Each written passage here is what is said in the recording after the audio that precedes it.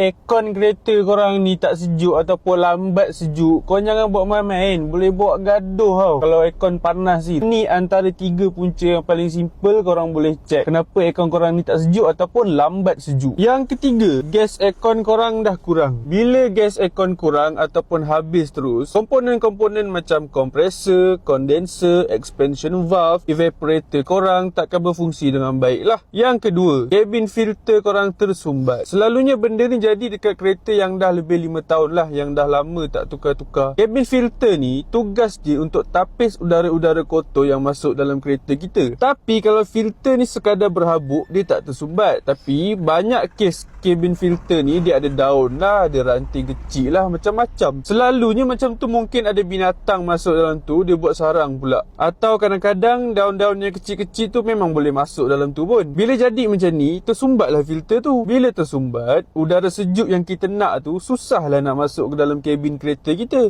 Itu yang rasa aircon tu tak sejuk je. Yang pertama, kompresor aircon rosak. Ini memang paling pisang lah kalau rosak. Sebab apa? Sebab kalau kompresor rosak, kos dia memang tinggi nak repair. Salah satu cara nak tahu kompresor kita rosak adalah bila kita dah on engine, lepas tu kita on aircon, engine kita tu macam sama je bunyi, dia tak berubah apa-apa. Sebab kalau kompresor ni berfungsi, masa engine hidup, kita on aircon, bunyi engine tu akan berubah sikit. Sebab kompresor tu dah start berpusing dan dia tumpang power sikit daripada engine kita. Jadi kalau aircon kereta korang ni tak sejuk ataupun lambat sejuk, cuba pergi bengkel, minta pomen check dulu 3 benda ni ada masalah ke tidak. Yang penting korang tu kena ambil tahu pasal kereta supaya korang ni adalah ilmu, dan bila pergi bengkel tu tak adalah korang ni senang-senang kena tipu, kena bayar ribu-ribu buat macam-macam, tapi masalah tak selesai juga. Dah kata dah dekat korang, kalau